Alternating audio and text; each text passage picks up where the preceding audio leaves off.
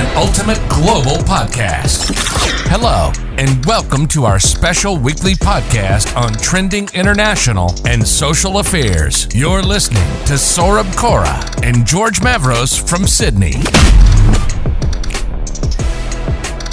Well, this is an exciting series of episodes. As you all know, we are covering on the CXOs, founders, and co-founders on the Ultimate Global podcast. And this episode is going to be no different. We have got a very special guest tonight. His name is Jonathan. He's a part of the UNSW founders, and that's how I actually know him, because I was studying in UNSW back in 2021. And I came to know about a guy called Jonathan, who is from UNSW Founders, who helps other founders, who is a part of the Coach and Connect division of Entrepreneurship, UNSW Founders. And as a part of the UNSW Founders, Coach and Connect is something which is available for UNSW staff, students, and alumni. Anyone who has got a bright idea and they want to build it into a startup or a proper business. He is also the commercialization facilitator at I4 Connect, which he's doing. So he wears multiple hats. And Jonathan, most of the time, what we do on our podcast is we don't give a full introduction about our speaker, because we want you to tell your own story in your own way. So would you like to tell us a bit more about what you do, including UNSW founders and other stuff? Sure thing. Well, first of all, thanks for having me, Saurabh and George. My pleasure to be here today.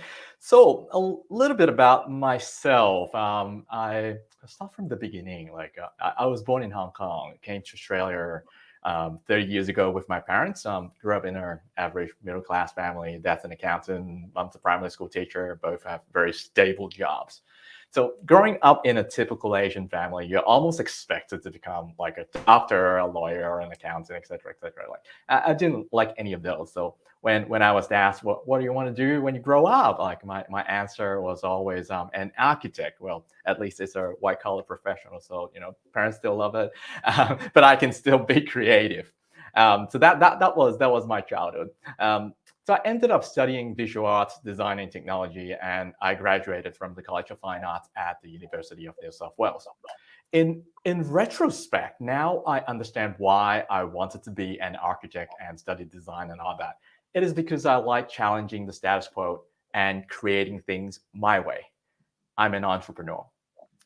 So back in university or even late high school, I've already started asking myself how I can make more money. Well, I grew up in a middle-class family in Hong Kong, so you can't blame me for thinking about that, right? So I asked myself, as a graphic designer, how much money can I potentially make? Back in the days, the starting salary of a junior graphic designer is about, $25,000? And it might take at least 10 to 12 years to become a creative director. So, an occupation that we all aspire to become in the design industry. That is if you are good. And the salary at that time is around 100K. And I thought to myself, 10 years to get to 100K? No way, I'm not doing that. I want to do business. So I did. I started freelancing as a graphic designer because that's the only thing I know.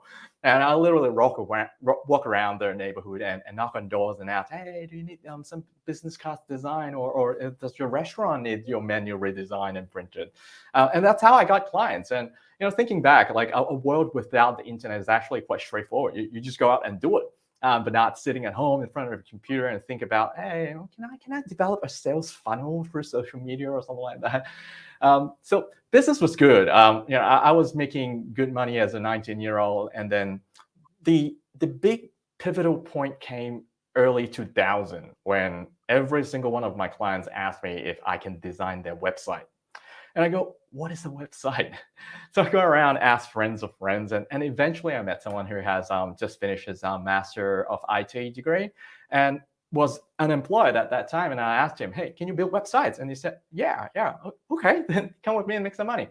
So since then, we started a web design and development company, predominantly initially work with a lot of my graphic design clients, and then we grew working with bigger clients, doing more complex projects. We ended up working with McDonald's on one of their national online campaigns, and we built Fujitsu's first e-commerce website. And during that time, I learned so much about IT because I was just graphic designer, like nothing technical. To date, I still couldn't code, but during the time, I learned what like how things are actually built on the internet, and then how do we actually communicate that from the business point of view. So I was actually the conduit because I was always the customer facing person getting sales in the door. So learned so much about building businesses online, online marketing, building systems, scalability, servers, and all that kind of thing. It's very, very fascinating. But after a few years working with clients, we kind of got sick of working with them because they never listen. You tell them, hey, this might not work, or you might want to do it this way, and they never listen. And it's typical that a client comes to you and say, hey, we just want something simple as Google, and go, that's not very simple, man. So we thought, oh, okay. Now we know it all. Like we come from a production background. We can build things. So let's start our own startups, and we start nurturing a lot of different ideas, and that's how I got started. Becoming a founder and start building different platforms and e-commerce. And I must say we have probably tried like over 50 ideas, like trying to validate it, doing customer discovery, and most of the time things don't really work out. Eventually we got a couple of these projects up and running, was doing okay. We sold a couple of these, and then after that I started helping other entrepreneurs on their journey, helping them with customer discovery, market validation, raising capital. That's when I got engaged with the UNSW Founders Program, so we can support more young entrepreneurs who wants to give it a go. And because I was helping them raise capital, I was looking at government grants, trying to get them some free money. And to do that, I looked at the guidelines and websites and stumbled across the New South Wales MVP grant. And because I want to know more, so I got connected to the then program manager. And we started, chatting about how we can actually support more entrepreneurs out there in the ecosystem. And one thing later on another, like at that time they were hiring, and I asked him to, hey, send me the JD. I'll try to find someone for you. And as I was reading the job description, I go, oh, that sounds like me. Like, and then I applied for the job, and eventually, before I know it, I was working for the government. And because I've always worked for myself, I couldn't believe my first employer is the state government. So I stayed at New South Wales government for a year and a half. Learned so much, about the government system and how government grants work. And after that, I've joined the Accelerating Commercialization Program under the federal government, which is the role I'm in right now. And 5.5 years in grants program. Well, I still miss being on the other side of the table. So I'm currently validating a couple of business projects. So hopefully I'll go back on the road. But here we are today. Yes. Yeah. So I see that there are a lot of experiences there, Jonathan. I had a different question for you in my mind, that what has been your most enriching experience out of all the experiences that you've had, because when you started off something of your own, that must have been a very different experience initially, when to traveling that journey now, when you have kind of matured as an entrepreneur and you are now guiding other people to become better entrepreneurs. What is the most interesting thing you mean, Yeah. right? I think they are all interesting because they're interesting in different ways. Like when you first started, I was 19 at that time. You don't know what you don't know, and you're naive. You just go out there. And interestingly, I started the journey not because I want to do the world good and become an entrepreneur and all that. I just want to make more money. It's very simple, straightforward. And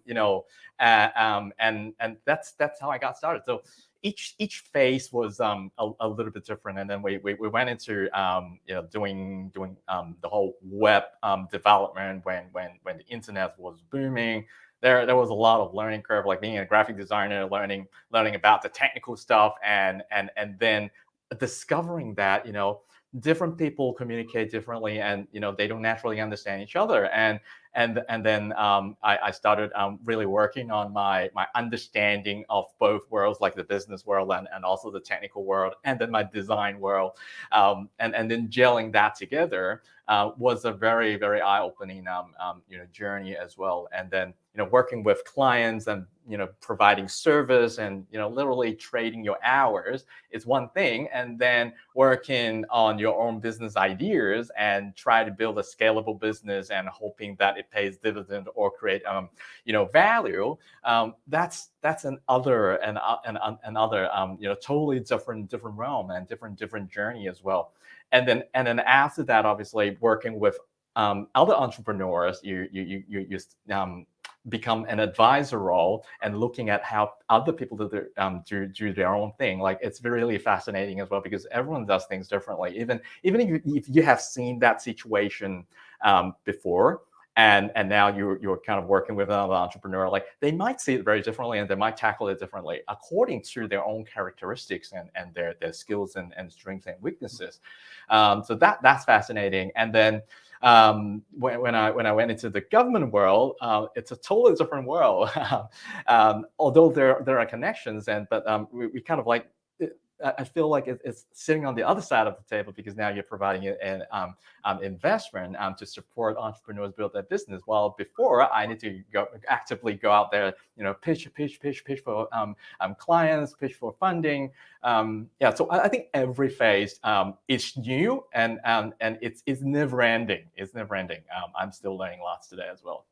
Are there any challenges that you think that these were the top 3 or 4 challenges which you found commonly with entrepreneurs while you were helping them out through UNSW founders or other things during their initial phase of entrepreneurship, when they were just trying to get into this world of entrepreneurship, and they started to face this challenge? Because this question can be relevant to a lot of people who might be working in corporate. They have a good idea in their mind, but it's still just that something is stopping them from within them not to go full time or not to take that entrepreneurship pathway, because they have questions in themselves. So what were the challenges that you found in some of those entrepreneurs when they started off their journey as an entrepreneur? Okay, yeah, I think this is a very good question. By answering this, it'll probably sum up my life's work, actually. So, like, as we know, like, I've started my own businesses and explored multiple ideas. I've also met with a lot of people during my journey and helped them work on their ideas and work on their business. The things that they ask about, right, are usually like, how can I raise capital? How do I find a co-founder? How do we build an app without a budget? Or what's a good business model? I'm an engineer and not a business person. How do I do this? How do I do that? Like, the common theme here is that people want to be spoon-fed proven methodologies that will lead to success. They're looking for a silver bullet. But having played in this game for 20 years, I'm afraid I'll have to tell you that's bad news. Like, there isn't one.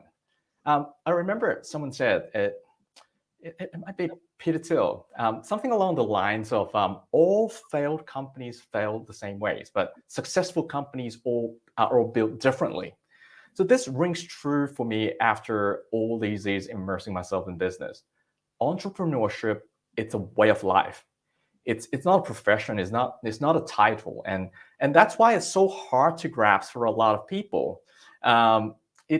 If you think about it, like, it's kind of like kung fu or yoga. You practice every day. You try to mimic others. You learn from other masters. You get better every day. You learn something new every day. And eventually you develop your own framework. You develop your own momentum, your own style, and then your own way of doing it.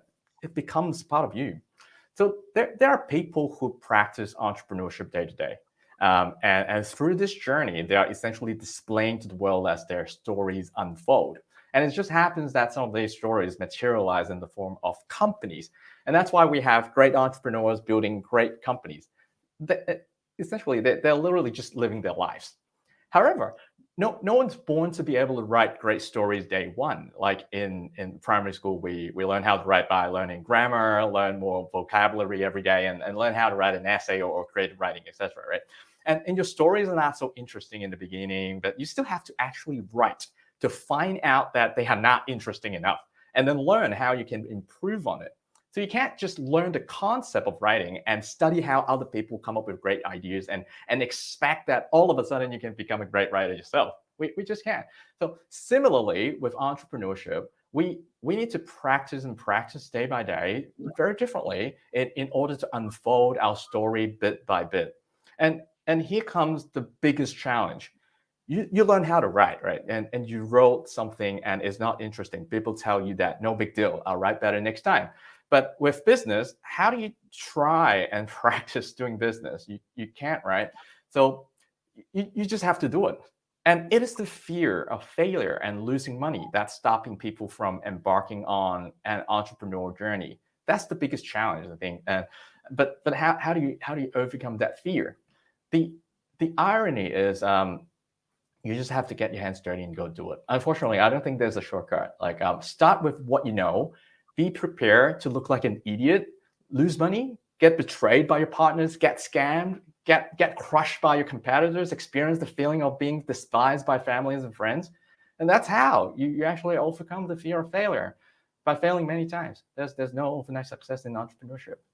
I'm sorry, it's a little bit doom and gloom, but that's reality.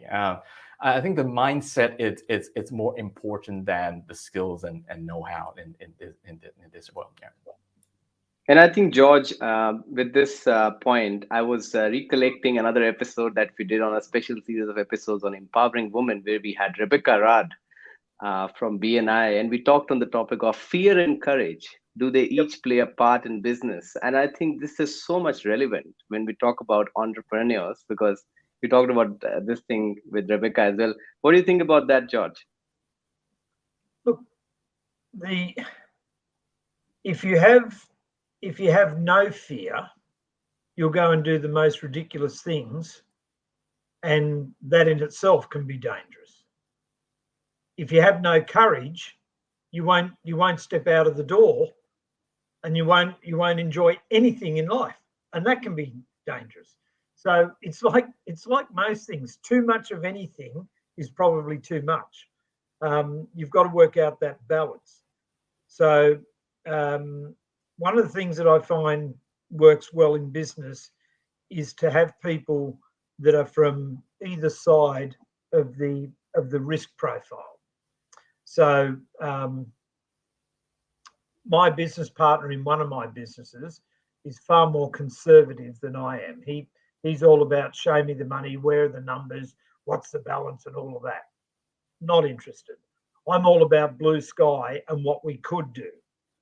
Now, I don't bring him in on many deals until I've got it down the track, because he'd scare off most people that I would talk to, right? But I then don't go into a lot of the deals without getting him to check the figure work. So you've got to have that balance. But I've got a question for you though, Jonathan. You talk about people being entrepreneurs, and you talk about entrepreneur. I have a very different view. My view is, to be in business, you need to be entrepreneurial. But that does not make you an entrepreneur, in my opinion. In my opinion, a true entrepreneur is that person that can do business in many different things. And one of the examples that I give is, if you look at Rupert Murdoch, I think he is exceptionally entrepreneurial. I think he, in some ways, depending on your morals and your ethics, a lot of people would consider him successful in business. But I actually don't think he's an entrepreneur. I think he's entrepreneurial, and he stayed in one area. Richard Branson, on the other hand, is to me a true entrepreneur. He's made money in music. He's made money in credit cards. He's made money in transport. He's made money in aviation. So to me, a true entrepreneur is that person that can look at a business and see something in it, or look at an opportunity and see something in it, not just anything to do with IT, anything to do with hardware, anything to do with confectionery. So to me, a true entrepreneur is actually they're just born that way. You're just wired differently. And then you get enough opportunities and away you go. Your thoughts on that? No, I agree 100%, 100%. Like I think I've seen a lot of so-called successful business people, but they're not entrepreneurs. Like I completely agree with that. And I think, that Jonathan, that's the reason why we find it so hard to teach people how to do it, because you can't teach. It's like saying that somebody's going to teach me to paint like Pro Hart or sing like Pavarotti or play like. It doesn't happen.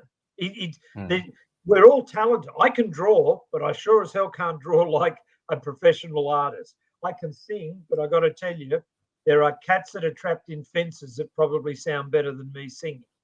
So an entrepreneur to me is just that, and to a degree, I think it's a blessing and a curse, because, and I say that tongue in cheek, because a true entrepreneur, they walk down the street and they, whatever they look at, they say, oh, I know what I could do with that. Oh, I know what I could do with that. I know what I could do with that. Yeah. The person that's entrepreneurial will say, oh, I don't know anything about stationery, but I can sell computers. I don't know about computers, but I can sell real estate.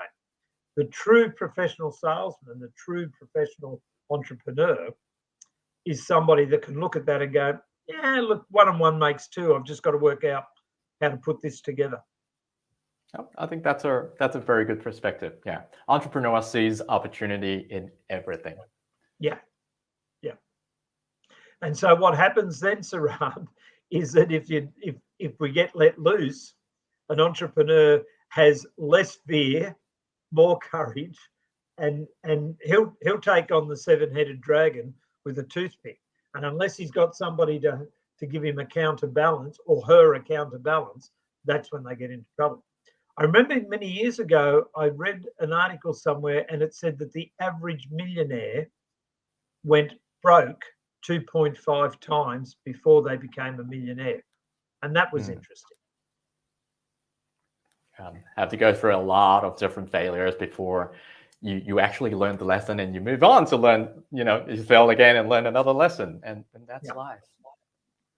Yep, I think we are talking about a lot of different aspects of an entrepreneur here, Jonathan. So do you see that there are certain skills that an entrepreneur possesses? Now, George has brought in a beautiful point here that sometimes an entrepreneur is just God gifted. It's the way he thinks, or the way they think about themselves, the way they perceive the surroundings. They come up with new ideas, and it's not something which can be taught easily. But do you think that there are certain skills in an entrepreneur? Like people might say, "Oh, he's a good communicator, but is he a good entrepreneur? Oh, he's an excellent presenter, but is he a good entrepreneur? Oh, he's a really good person with ideas, but is he a good entrepreneur?" So are there certain skills that define a successful entrepreneur, according to you, Jonathan?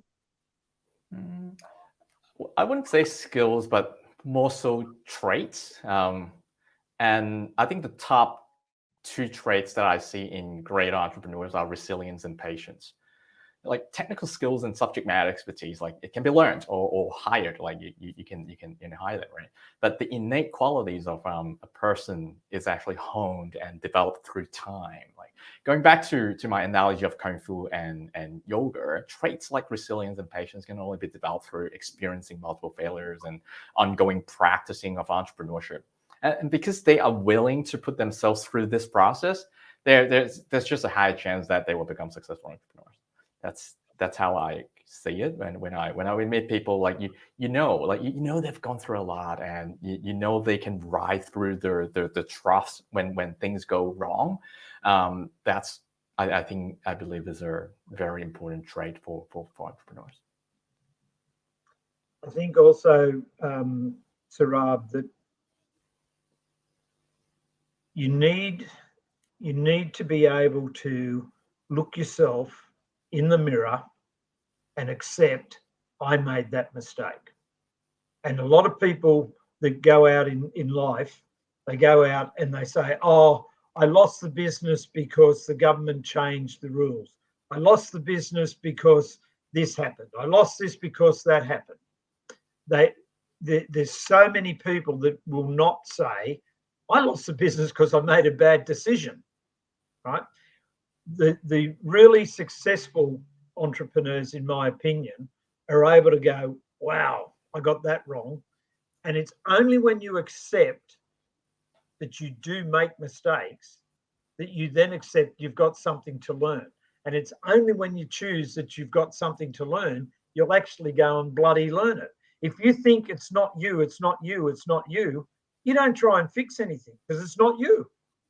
So the other thing, Jonathan, I believe that entrepreneurs must know how good they are and not be afraid to say so. And they must know how good they're not and not be afraid to ask for help when they get to it. So I know I'm very, very good at accounts and I can read a ledger and I can do all of that sort of stuff, but I know I'm not an accountant. So I get to a certain point, then I get a hold of an accountant and say, can you just check my work? I know that I'm very good at patents and commercial law and things like that, but I know at a certain point, I'm not good enough to go any further without getting somebody. And I think an entrepreneur that's going to be successful, and that's what I like about Richard Branson. His ego does not get in his way. Richard Branson is not afraid to say, I just want to bring all the smart people in with me and encourage them to go do their thing. And that's the success to me, or one of the successful traits of a successful entrepreneur. To know yourself, be able to acknowledge it, and be able to acknowledge where your limits are. So one of the other questions, Jonathan, we would love to ask you here is how difficult it is in the world of entrepreneurship to gain funds from the government and VCs. I think this is a very popular question for a lot of young entrepreneurs who might be trying to raise capital, but they are struggling to do that. Any tips for them? Sure. Yeah, I think the general principle is if you take care of your business, then you should be able to get funding. Like great businesses attract capital. So build an awesome business, then you'll be able to get funding. Simple, right? But I probably won't talk too much about the technical aspect of capital raising, like how to structure a pitch deck, how to determine your company's valuation, or what's right in the grant application, etc. There are enough content and advice and expertise out there. There are people who can do that much better than I do. So the thing that I really want to share here is how having different mindsets and attitudes can impact your capital raising efforts. I think this is often overlooked by many entrepreneurs. And I'll give you some examples. Okay. The first one is you've probably heard many times entrepreneurs complaining that Australian VCs are too risk averse. They don't go early enough, and you have to have revenue to get investment. They don't invest in this category. They don't invest in that category, et cetera, right? In all fairness, like hypothetically, even if that's true, so what? Like you're the one asking for the money. Besides, how will complaining about this and that like help you with your capital raise? Now, let's try another mindset and attitude. Okay, so they say you've just provided me with feedback, and okay, we're too early. Okay, yeah, thanks for your feedback. I understand that. Like business is a journey, and we're here for the long haul. So, may I ask if there are 3 things that you would like to see before considering investment again in the future? What would that be? It's a simple question to ask. Like you're demonstrating a positive attitude. You're demonstrating that you're coachable and you're not impacting your overall impression of potential financiers with negative thoughts in your mind. And it doesn't cost you anything as well. So the mindset and how you actually look at one thing. And another example, similarly with government grants, like many entrepreneurs who came to us for funding, like demonstrated a sense of entitlement. The common themes are usually like, we're doing Australia good, and the government should give us the money so we can solve these big problems. Or I'm not from a wealthy family and I don't have $500,000 lying around to build an MVP. The government should give us the funding. Or I thought the program is to support Australian entrepreneurs to build their business, isn't it? Why are you asking all of this? How can I have market validation before having a product? The program doesn't make sense. And again, like, you're asking for the money, and in reality, government grants are just one form of investment, and arguably, I think it should be invested with tighter criteria and stricter scrutiny compared to private capital, because after all, it's taxpayers' money. And again, like, how does having a sense of entitlement or complaining about the program increases your chance of getting funded? And another example is that many entrepreneurs, when pitching for funding, focus on their own need for money. I need money to build an MVP. I need to spend on marketing, etc. They often fail to explain clearly how that money will take them to the next stage, and what that next stage actually looks like. So as an investor, I would assess whether reaching the next stage is enough for the company to raise the next round of capital with a markup. And how realistic is it for you to reach that next stage with the funding that you are actually raising? I would assess your plan in getting there in detail.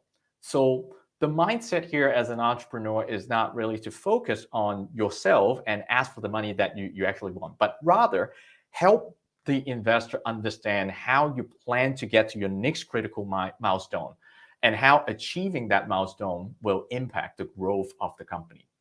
So I think mindset and attitude is very important in raising capital. Most early stage investment are invested in the entrepreneur.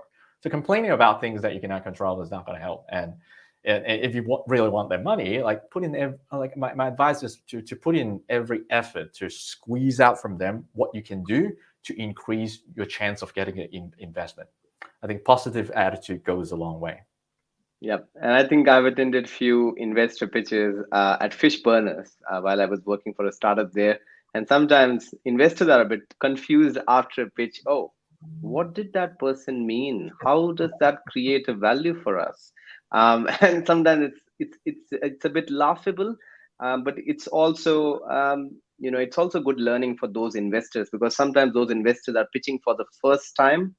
But when you see those investors coming again and again for different pitches, I see that they also improve themselves. So they might fail once, but then they try to take a learning out of it. Because I met one founder, and he said that he participated in a pitch where he did miserably bad. And he got some feedback from the investors during the pitch, and then he went back, he improved for the next pitch, and he did well, and he was able to raise funds, I think, on the second or third time. So I think one of the key things here can be that, as you said before, don't be afraid to fail. Even if you fail, take that as a learning. And the most important thing I always say is take feedback. If you have failed, take feedback on what went wrong. Because when you go back to your drawing room, if you don't know what to work on, you're just going to stay where you are, isn't it? Very true. Yeah, I think there are certain entrepreneurs, they take it too personally. Like when someone say no, like it's a business decision at that time, and if your company is not investable at that time, that's a no. Don't take offense on it. But seek to get some feedback. What can I do? Which area didn't you like, or which area we have neglected, or we have not done enough development on? Seek to learn. I think what happens too is that when people go looking for somebody else to give them money for their idea, and that person says no, and they sort of go like, "What? You think I'm not good enough," etc. That same person doesn't stop to think, when I go shopping and I'm looking for fruit, I look at these apples, I look at those apples, I look at those apples, I look at those apples, and I decide which bunch of apples are going to suit my investment. Now, people that are giving you money for people might think I'm being silly comparing it to this, but it is no different. You walk down a street and it's got 10 restaurants. All of those restaurants have people in them. So they all have a saleable product. And you walk along and you go, well, no, that's the one that suits me. And yet when they go to ask for money, if somebody says no, it's, oh, It's through the heart. You've got to, I think, Jonathan, one of the best things that Jonathan's said there is it's the mindset, and it's not, quite often, it's not about it being personal. It's just purely and simply, yeah, that didn't grab me, that did. At the end of the day, coming back to what I've said previously, if you don't know what you're selling and you don't know who you're selling it to, how do they know that you're the one for them to buy? So you should, in actual fact, take the responsibility and say, I wonder how I could have done that better. I think that's a very, and I certainly agree with you, Jonathan, on the government. You should give us why. Why should Australians en masse give you money as opposed to that bloke over there? Whoever's giving out the Australian money, and that's where government money comes from, make no doubt about it. We pay for it. It's wrong. We pay for it. Right? So I want them to be more thoughtful about where they're giving the money. Yeah. Great point. Great points, Jonathan. Thank you. No, I really like your restaurant analogy. Next time I'll use that. Really good. Easy to Try and understand. remember to give me credit, but if not, next time I see you, give me a cup of coffee. Let's do that. Let's do that. And as the popular saying goes, George, that if you feel that you are the smartest person in the room, then you're sitting in the wrong room. You need to find a room where you can find people who are smarter than you or who can think in a better way than you, or because if you're thinking in the smartest way, then definitely you are not going to learn anything new, or you're not going to grow from where you are at the moment currently. One of the things that's coming to my mind, Jonathan, here is the fact that a lot of the times when we talk about successful entrepreneurs, we talk about building good habits. It's all about building those small habits that can define and make a big change. We know about the book from James Clear, which is called Atomic Habits, where James Clear says that if you can change yourself by 1% every day, you will become 37.1 times better by the end of the year. We already had a podcast on this as well before last year. But what do you think about the importance of building strong habits towards implementing and executing the idea that you have?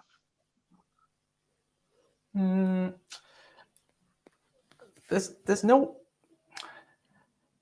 how should I put it? I think in being an entrepreneur, I believe one particular habit, it's quite important to me, and it is digging into your curiosity, because the ability to ask the right question at the right time is a very valuable skill for particularly for an entrepreneur, because it's human nature to focus on ourselves most of the time, and we tend to look for people, resources who can do something for us.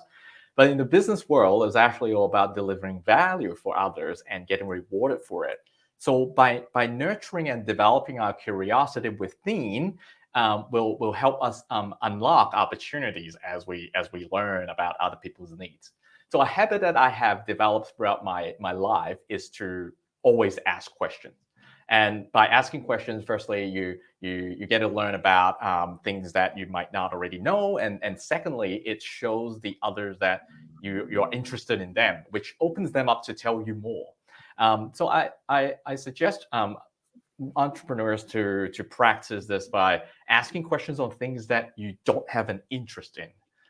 Starting by asking 1 or 2 questions initially, and then developing the habit of asking chain questions. That's how you get down to the bottom of things. And essence and opportunities are often buried within our complex society. So curiosity, I think, is the catalyst in uncovering those for us. So what, according to you, drives that curiosity in most of the cases? Just for the understanding of anyone who might not be able to get your context here. So is there any way that drives the curiosity of people? I think it goes back to George's point about, entrepreneurs sees opportunities everywhere. It goes hand in hand, right? In order to identify the opportunity in everything, you need to be curious about the world around us and the people around us. After all, like the world is made up of people, and everyone thinks differently. So you gotta really ask questions to draw out what they're actually thinking and what their innate needs are. Yeah, that's my context of building your muscles to become curious, so you can understand a lot more to do whatever you need to do. And on the basis of your experience, do you feel that there is a new wave of technology startups? Tech startups is what I'm seeing at the moment. A lot of new startups are coming specifically in the technological domain because of the new technologies and things like that coming up. Do you see that that's going to evolve even further in the coming years? I think, throughout history, technology has always been the driving force to activate change. So we'll always have new technologies coming in here and there. It's just the driving force for the entire startup world. Like, imagine a world without technological advancement. Like, society won't change the way we do things or consume, or business won't be pressured to change, and market leaders will always stay as market leaders. Yeah, so I think it will continue, and that's part of the fascinating why it's fascinating as well, because we don't know what's coming. And I think, George, there is also a big role of community here, because we're talking about building entrepreneurs. One of the aims that we always want to do with Ultimate Global Podcast is always form a community of like-minded individuals, bring them together, bring their ideas together, and then share it with the wider audience. Do you also see, George, that podcasts like our own podcast, Ultimate Global Podcast, it's a great resource for any new entrepreneur to listen to, and possibly, if we are also bringing them together, it's a good way to mingle together with other like-minded entrepreneurs. Yeah, I think to Jonathan's point earlier, if you don't have the curiosity to find out what other people are thinking about this particular field or that particular field, you're not going to grow. I was talking to somebody today who runs a strategic networking course. Now, I don't necessarily agree with a number of things that person would be saying, but the majority of what she says I would agree with, and the fact that I don't personally agree with that doesn't mean that it's not valuable. And the example that I always give to people is, I personally would probably not buy a Maserati or a Rolls Royce, but they make sales without me. So it doesn't mean that they're not saleable. It's just that it doesn't fit into what I'm looking for. Okay. So with podcasts, imagine if you didn't look at any other car than just the one car that you thought was right for you. You have no appreciation of what's better, what's worse, what's the same, what's offering as good a value, not as good a value, etc., etc. Podcasts are the same thing. If you don't look at anybody else's point of view, if you don't take somebody else's opinion, then you're not getting a truly informed decision. And when I listen to you or you listen to me, if you disagree with what I'm saying, I have helped you. How? Because I've helped you be more comfortable in where your position is right. If you change your mind and you suddenly agree with what I'm saying, I've helped you. Why? Because I've given you something that's caused you to say, oh, I've got a different point of view now. So when we agree or disagree, a lot of people think, oh, well, if Jonathan doesn't agree with George, one of them has to be wrong. Not at all. No. Not at all. But if I don't get Jonathan's opinion, and I don't get George's, and I don't get Sarab's, I only talk to people that think like me, then that's the dangerous part of like-minded people. When we say we want to bring like-minded people, it's not that everybody's got the same point of view. It's that everybody's got the same desire to learn, the same desires, that sort of a thing. So it's a phrase that I get worried about when we talk about it sometimes in business.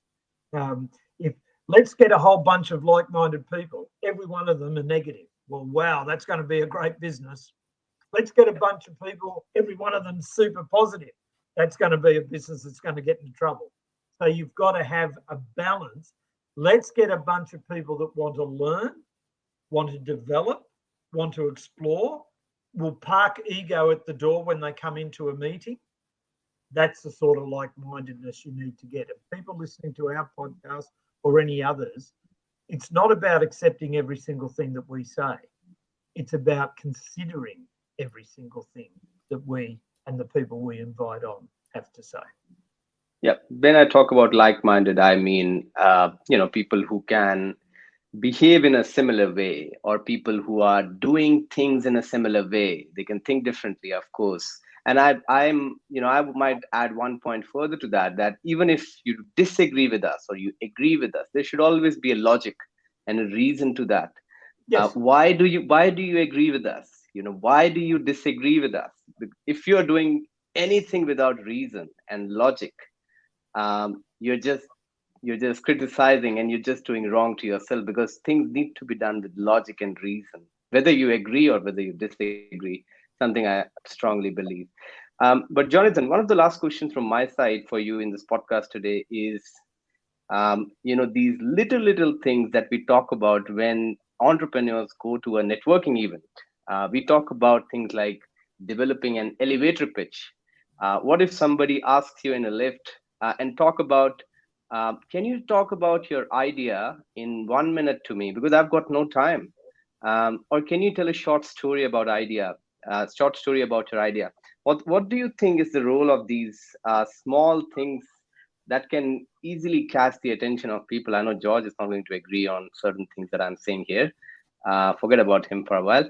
But Jonathan, what's the importance of developing an elevator pitch, a short story for an entrepreneur? There will always be things that, in general, people are more interested in than others, right? I think the common mistake that entrepreneurs make is they always try to pitch what they want to tell people, but not what by and large the world actually wants to hear. And in an elevator pitch, you have to think about, like, the objective of it is to get the other person excited, so you can exchange cards, and then you can go from there and have a second conversation. That's the whole point, right? But the mistake that I see all the time is they try to jam pack all of the things that they try to do in the business in 30 seconds, and it's insane. It's impossible. Like, you can't do it. So that would be my advice. Like, to think about, out of your business, what is that thing that it's a topic that can get people excited, initially, and then add in something of your secret sauce that other people don't know. I always tell entrepreneurs when they're pitching, like, someone like myself, I probably hear 400 pitches a year, and some other people in the investment will probably, hear more than that. Okay, and if within the first 20 seconds I'm not hearing something that I don't already know, then you lose interest immediately. So it's general topic that gets people excited, like, climate change, like it's a topic worth talking about, and then you add in your secret sauce. That combination itself would fulfill the objective of an elevator pitch. Yeah. And I think a lot of the times we talk about while we are selling a product as well, because I'm in technology sales, and we give a lot of sales demonstrations. Now, in sales demonstrations, we do a discovery call before a demonstration to understand what are the challenges a customer is currently facing, because of which they want to buy our product. Now, if we don't talk about those challenges in the demo, and we talk about the whole lot of the product, 360 degrees of the product, the customer might get bored of it. They might lose interest. They might lose track while you're giving them the demo. I think we face that quite a number of times. I'm sure, George, you might have done that as well, isn't it? Yeah. So, look, the fundamentals of an elevator pitch that started off its original life as a car park pitch and it was I'm 67, Jonathan, so I've been around these things for a fair while. So the idea was you're walking to your car and you meet somebody, you should be able to do this. Then some genius wanted to make more money out of selling a new sales course, so they created the elevator pitch. I remember somebody at one stage came up with the escalator pitch. It's the same damn thing. What it's about is delivering something to a possible potential to see if there's interest. Now, the successful elevator pitch, if you have a department store, would be to say something like, I have a retail department store that caters for every member of the family, no matter what you're looking for. Okay. What most inventors and entrepreneurs do at the beginning, I have this store, and in one section we've got menswear, and in the menswear we've got socks, and we've got underpants, and we've got blah, blah, blah, blah. And then we go over into the ladies department, and the other person's just switched off. They're just gone, right? So the elevator pitch is not to say every single product in every department that we've got in the store. It's just, look, if you're looking to do some shopping, Jonathan, my store has over 75 departments and it caters for every member of the family.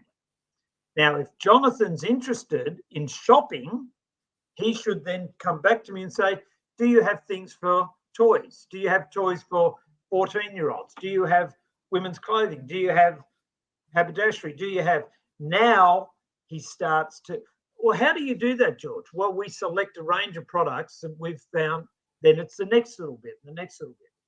And meanwhile, across that corner, a good old mate is saying, and then when you get into the kitchenware department, we've got 16,320 people aren't interested because I'm not interested in the kitchenware. Jonathan and I were just looking for menswear. That's it. That's all you have to say. I've got departments that covers everybody. So your elevator pitch, your 30-second pitch, your 1-minute pitch should all come out of about a 5-minute presentation. And you're able to do that 5 minutes. You break it up into 5 little spots. They're 1 minutes. And then you break those up, and then you've got 10 30-second pitches. We're sitting there, we're having a bit of a chat. Jonathan says something like, I am a computer nerd. I love everything technical. Okay? The first thing that comes out of my mouth should not be, oh, well, we've got a whole range of hammers and nails and screws in our department store. I should be saying, oh, that's interesting, Jonathan. We have a very large range in our computer accessories and our computer whatever components. You, on the other hand, in that same conversation, we're talking about you're looking at furnishing your new house. I said, well, the other thing, by the way, Sarab, is we have 3 different departments that people are trying to furnish a house would love being in. Now I've given him a 30-second burst, you a 30-second burst. I didn't go into every other department. So you keep it to the topic. But in case people watching this haven't worked it out, whether you believe in God, karma, the universe, or whatever, whoever created us in your mind, we got 2 ears, we got 2 eyes, and we got 1 mouth. Look around for the leads, listen for the opportunities, and then use your mouth. Use them as you got it. Yeah, I think to your point, George, that's why a lot of younger entrepreneurs find it very challenging to do so, because at the end of the day, it's how well do you understand human nature, and how well do you understand how the world actually works? Like, what are the driving forces? What are the motivations for people? And you know, to my earlier point, like a lot of entrepreneurs, they seek advice on technical proven methodologies.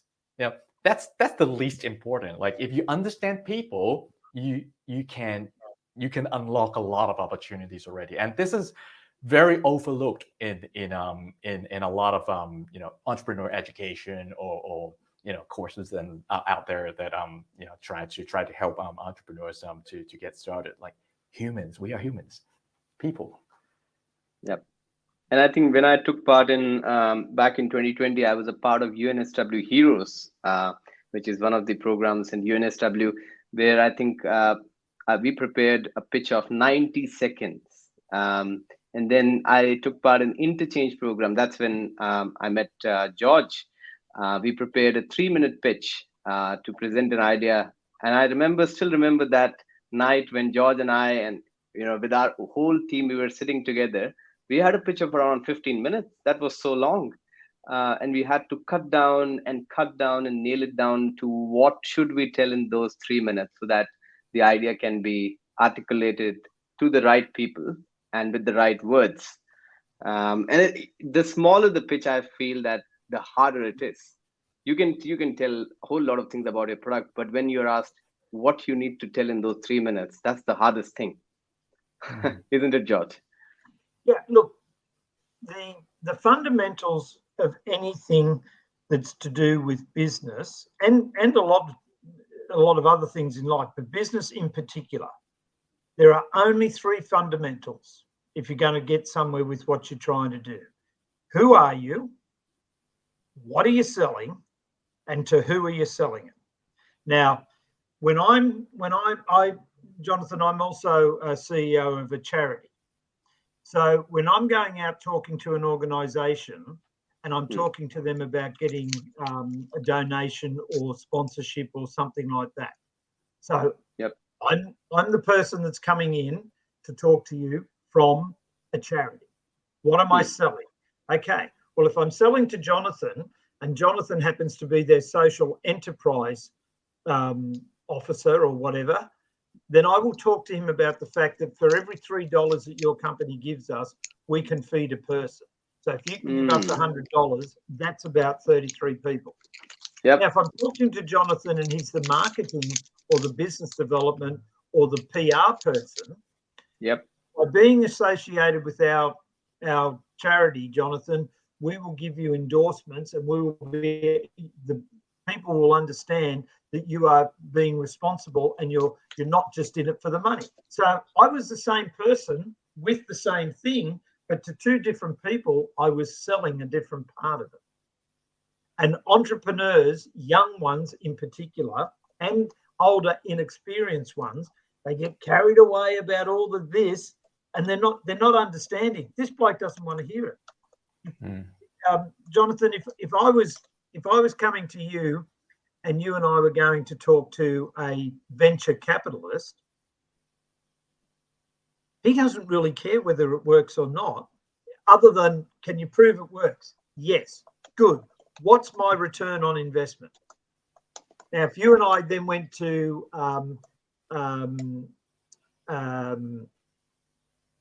somebody that's in the health industry and they're all about saving people's lives, they don't care about return on investment in dollars.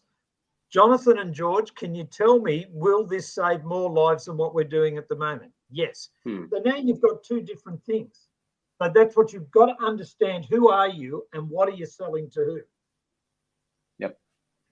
But I'm just cautious of the time of Jonathan. Jonathan, thank you so much for your time today. And I think there are a lot of insights that I have learned personally from this episode. And we have talked about some really critical points of being curious, asking more questions, having a strong elevator pitch, and a lot of other things. There are so many learnings from this episode, which I'm sure people will learn.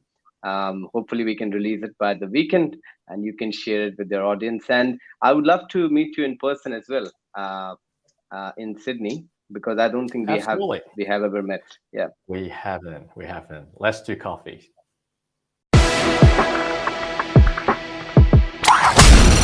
This is an Ultimate Global Podcast. Hello, and welcome to our special weekly podcast on trending international and social affairs. You're listening to Saurabh Kaura and George Mavros from Sydney.